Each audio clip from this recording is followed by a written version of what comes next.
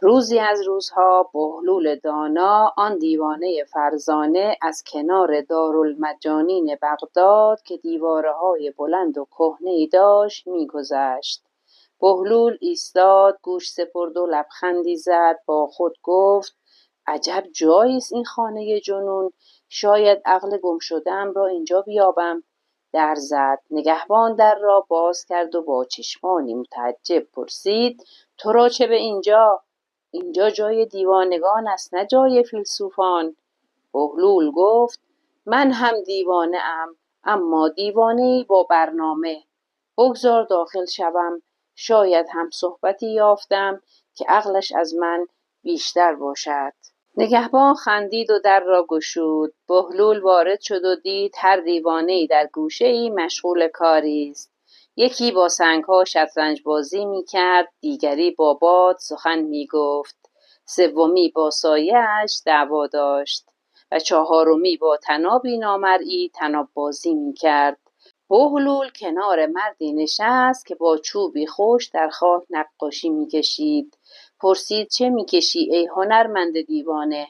مرد گفت نقشه راهی می‌کشم به سوی عقل، اما نمی‌دانم چرا هر بار که می‌کشم خاک آن را می‌بلعد.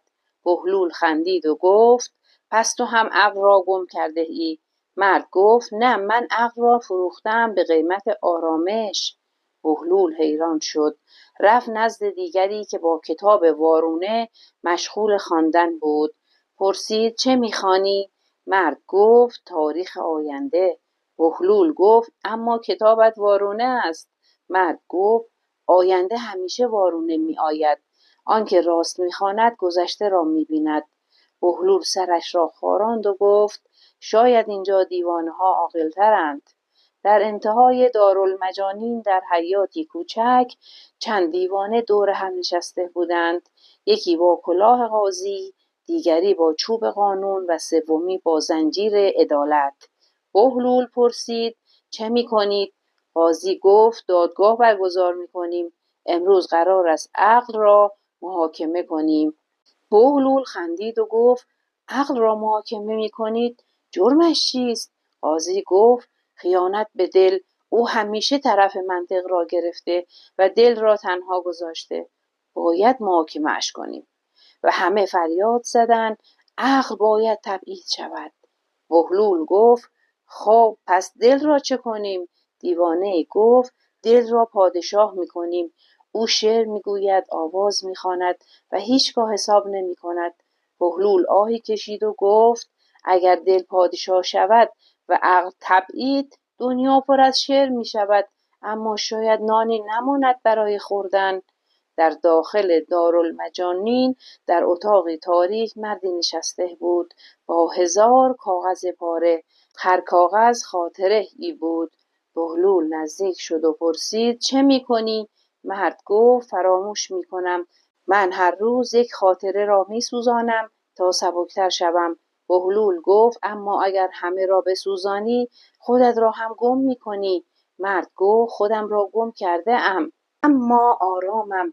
حافظه زندان روح است. بهلول اندیشید و با خود گفت شاید دیوانگی راهی است برای آزادی از گذشته.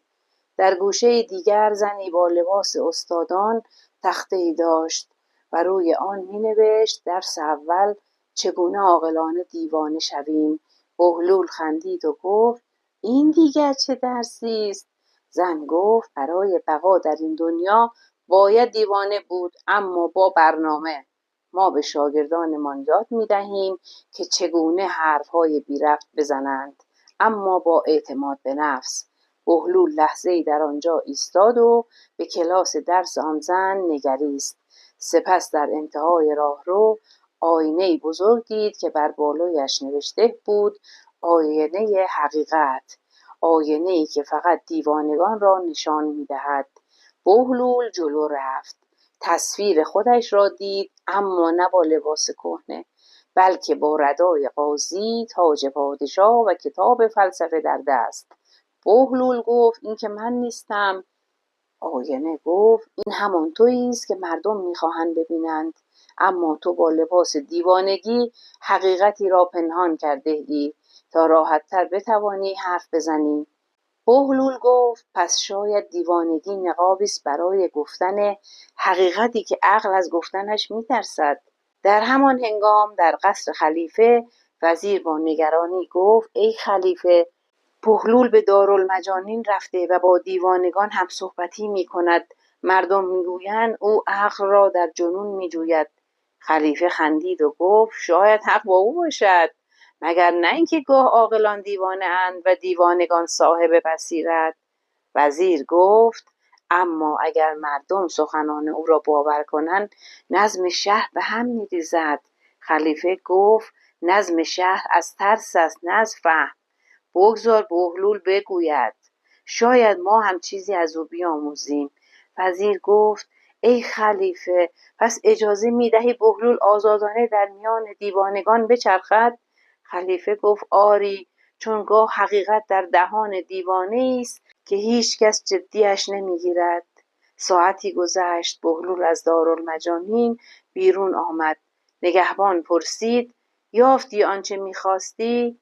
بهلول گفت نه عقل را یافتم نه جنون را، اما فهمیدم که مرز میانشان نازکتر از تار مویی است و گاه دیوانه‌ای که با خودش حرف میزند از 100 عاقلی که با دنیا سازش کرده فهمیده تر است. سپس راهش را گرفت و رفت با لبخندی که نه از عقل بود نه از جنون، بلکه از درک عمیق میان آن دو.